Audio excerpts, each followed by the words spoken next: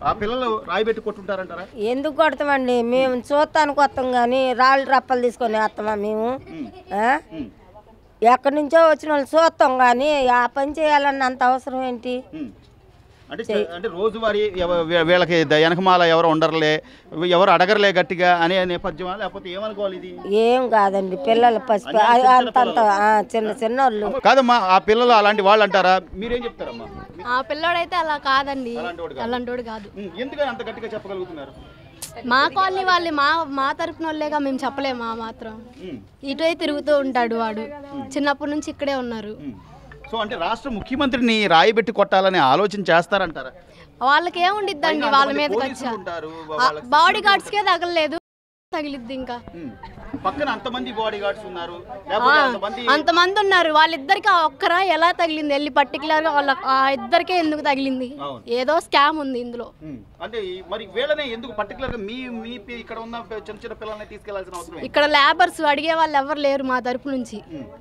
ఆ వైసీపీ వాళ్ళు కూడా మమ్మల్ని పట్టించుకునే వాళ్ళు కాదు. సో అందుకే మమ్మల్ని బుక్ చేద్దామని చూస్తాం. గెలిపించిన వాళ్ళందరూ కూడా ఇక్కడ చిన్న పేదరికంలో ఉన్న వాళ్ళు కానీ, లేకపోతే చిన్న చిన్న మధ్యతరగతి పనులు చేసుకునే వాళ్ళు కానీ, లేకపోతే పేదవాళ్ళు అందరూ జగనన్ననే కదా గెలిపించుకున్నారు.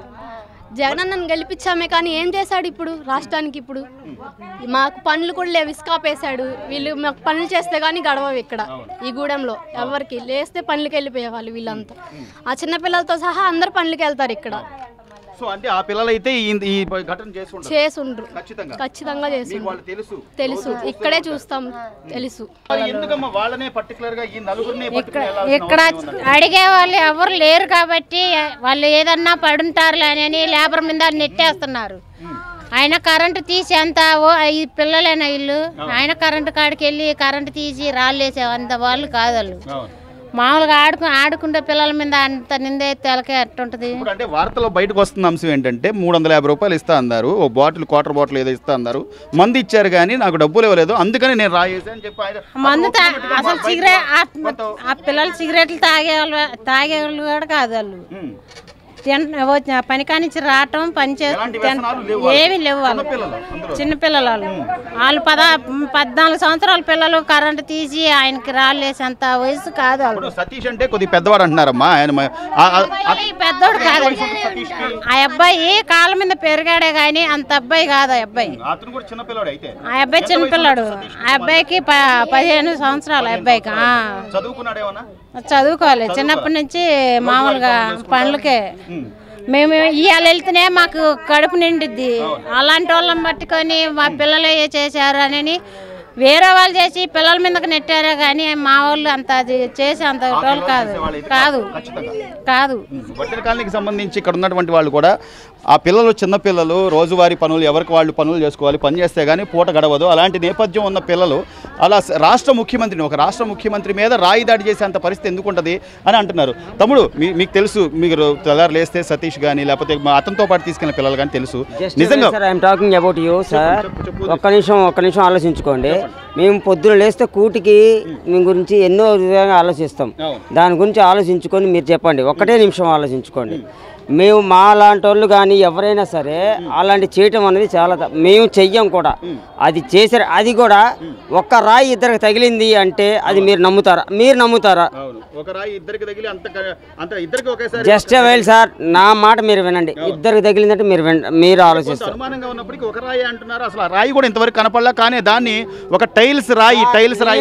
Just well sir, listen to my voice sir, listen to my voice. ఒక్క రాయి ఇద్దరికి తగిలిందంటే మీరు వింటారా? చెప్తున్నారు కదా, ఇప్పుడు వెల్లంపల్లి గారు అక్కడ ఆల్రెడీ కట్టుకట్టుకుని ఉన్నారు. రాష్ట్ర ముఖ్యమంత్రి గారికి అయితే ఇక్కడ దెబ్బ తగిలిందని చెప్పారు. కళ్ళకు కనపడుతుంది కదా, ఇద్దరికి తగిలిందని చెప్తున్నారు. అది ఒక రాయా లేకపోతే ఇద్దరు ఇసిరారా, ఈ 2 రాళ్ళ ఇంకా తేల్చాల్సిన అవసరం కదా.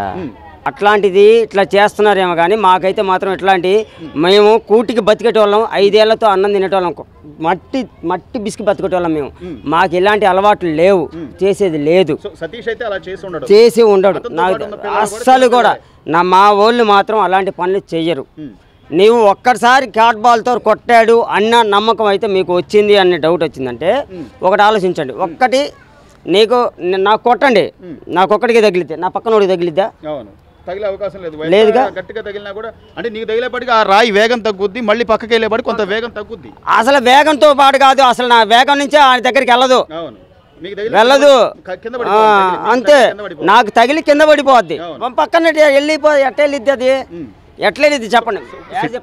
సిట్ ఆఫీసులో ఉన్న వాళ్ళు పోలీసులు కానీ లేకపోతే దానికి సంబంధించిన అధికారులు తేలుస్తామంటున్నారు. కానీ నేనేమంటున్నానంటే సతీష్ అలాంటి మనస్తత్వం లేదు సార్. అది ఏంటంటే అలాంటి వాళ్ళు కాదు. మాది ఏంటంటే అంతా కూడా 750 కుటుంబములు ఉన్నాయి ఇక్కడ. మేమంతా ఐకమత్యంగానే ఉంటాం. కానీ మేమైతే మాత్రం మాకు అలాంటి అలవాట్లు లేవు. ఎవరైనా సరే మేము నిజాయితీగా ఉంటాం, నిజాయితీగా మాకు అయితే. సతీష్ నీ వయసు పిల్లోడే, 15 సంవత్సరాలు అంటున్నారు. మీకు తెలుసు అంటే మీరంతా కూడా కలిసి ఆడుకుంటారు కాబట్టి మీకు కొంత అవగాహన ఉంటుంది. సతీష్ అలాంటి పని చేసుకుంటారు. 5 కుర్రోళ్ళు అన్నారు. అసలు వాళ్ళు ఎందుకు అది చేస్తారు? అలా 5 కుర్రోళ్ళు 3 ఊర్లో లేరు, 2 ఇంట్లో పడుకున్న వాళ్ళు. ఇక్కడ కొట్టే వాళ్ళు అయితే ఇక్కడ బిల్డింగ్లు లేవా, ఇక్కడ కొట్టలేరా? లేదా ఇక్కడ కొట్టండి వివేకానంద స్కూల్ దగ్గర ఎందుకు కొడతారు? ముందే ఏమైనా కాపలా కడతారండి మా వాళ్ళు? పిల్లలు 15 ఏళ్ళు 16 ఏళ్ళు కూడా ఉండవు. వాళ్ళు ఎందుకు అక్కడ దాకా వెళ్తారు? మళ్ళీ కాట్ బాల్ అంట, ఒకటి తగిలిన కాక మళ్ళీ 2 తగిలిందంట. అది అలా తగిలిద్ది 2కి. మామూలుగా పిల్లల్ని సరే వచ్చారు, కానీ ఏమని తీసుకొచ్చారంట? బాంబిక్స్ దగ్గర తీసుకెళ్దామని తీసుకెళ్లారంట. ఏది పిల్లలేరి సాయంత్రం మళ్ళీ ఇప్పుడు దాకా కూడా రాలా. పిల్లలు తల్లులు యాక్సిడెంట్ చేసుకుంటాం, పెట్రోల్ పోసుకొని చేస్తున్నాం అంటున్నారు. ఏం చెప్తారు వాటికి? అది మరి ఇంక ఇప్పుడు ఏం చేయమంటే 15 ఏళ్ళకు 15-16 కూడా లేవు. రాయి తగిలిన వ్యక్తి కూడా చిన్న చితక వ్యక్తి కాదు, రాష్ట్ర ముఖ్యమంత్రి. అసలు అంత Z+ కేటగిరీ భద్రత ఉన్న వ్యక్తికి చిన్నపిల్లలు వేసే రాయి తగిలే అవకాశం ఉందా? అది నిజంగా వాళ్ళు అసలు వాళ్ళు కాట్ బాల్ ఎందుకు కొడతారండి? అంత సేటు కాట్ బాల్ కొడితే అంత పెద్ద డబ్బాలు కదా తగిలిద్ది. పాలిస్ రాళ్ళు అంటున్నారు. ఇద్దరు ఒకటి తర్వాత ఒకటికి 2కి ఎలా తగిలిద్ది? జస్ట్ నా మాట వినండి. రూట్ ఎట్ నుంచి వచ్చింది, ఒక్క నిమిషం. రూట్ ఎట్ నుంచి వచ్చింది. కొట్టాలంటే మా కేటగిరీ వాళ్ళు ఇక్కడే కొట్టాలా, అక్కడే కొట్టాలనే అవకాశం ఏమైనా ఉందా? లేదు కదా. ఇదైతే కొంత అనుమానంగానే ఉందంటారు. ఎందుకని అంటే మీకు సంబంధించిన అంటే ఇక్కడ ఎవడు ఏం చేయలేరు కాదండి. ఇక్కడ ఎవడు ఏం చేయలేరు, గూడెం బ్యాచ్ ఏం చేయలేరు, తల్లిదండ్రులు ఏం చేయలేరు అని వాళ్ళకి అర్థమైపోయి ఇలా చేస్తున్నారు. ఇంకేం మనం ఏం చెప్పేది ఉండదు. ఇంకండి ఇంకా ఇప్పుడు ఎవరు రాలా. మరి తల్లిదండ్రులు ఏం పాపం ఎండకే ఇంకేం జరగల. మరి వస్తారో రారో కూడా చెప్పలేము. మీరేం అడుగుతారమ్మా? మీరే న్యాయం చేయండి అనే పరిస్థితి ఉంటే ఏమని న్యాయం చేయమని అడుగుతారు? మా పిల్లల్ని మాకు పంపించేయండి చాలు. సో వాళ్ళైతే చేసి ఉండరండి. ఎందుకు చేస్తారు?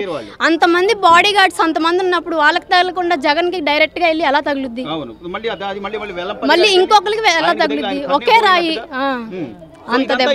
మీరేమనుకుంటున్నారు? సామాన్యులుగా మీరేమనుకుంటున్నారు? ఇది నిజం అనుకుంటున్నారా, అబద్ధం అనుకుంటున్నారా? మాకు పూర్ పీపుల్ మీద ఏదో ఒకటి వేసేయాలి కాబట్టి వేసేసారు.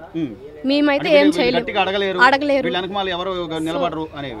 ఇది జరుగుతున్న పరిణామాలు. అయితే నిన్న జరిగినటువంటి రాష్ట్ర ముఖ్యమంత్రి మీద దాడి ఘటన, రాయితో ఎలాగైతే కొట్టారో, ఎవరైతే కొట్టారని ఆరోపింపబడుతున్నారు ఇక్కడ ఉన్నటువంటి సతీష్ కానీ అతనితో పాటు మరో 3 చిన్నారులు కానీ, వాళ్ళు అలాంటి నేపథ్యం ఉన్న పిల్లలు కాదు. రోజువారీ పనులు చేసుకోవాలి, మేమంతా కూడా ఇక్కడ పూట గడవాలి అంటే ఖచ్చితంగా మేము పని చేసుకుని తీరాలి. ఈ రోజుల్లో అసలు మాకు పని కూడా దొరకట్లేదు, అలాంటి పరిస్థితే ఉంది ఈ ప్రభుత్వంలో అని కూడా వాళ్ళంతా వాపోతున్నారు. దీనికి తోడు తమ పిల్లల్ని తీసుకెళ్లి ఈ రోజున వాళ్ళ మీద ఒక నేరారోపణ చేయడం కూడా ఇది సమంజసం కాదని, వాళ్ళు ఈ నేరాన్ని ఎట్టి పరిస్థితుల్లో చేసి ఉండరు అని చెప్పి వాళ్ళంతా కూడా నిర్దోషులుగా బయటకు వస్తారనే ఆశాభావం అయితే ఇక్కడ వడ్డెర కాలనీ సంబంధించినటువంటి స్థానికులు ఆశాభావం వ్యక్తం చేస్తున్నారు.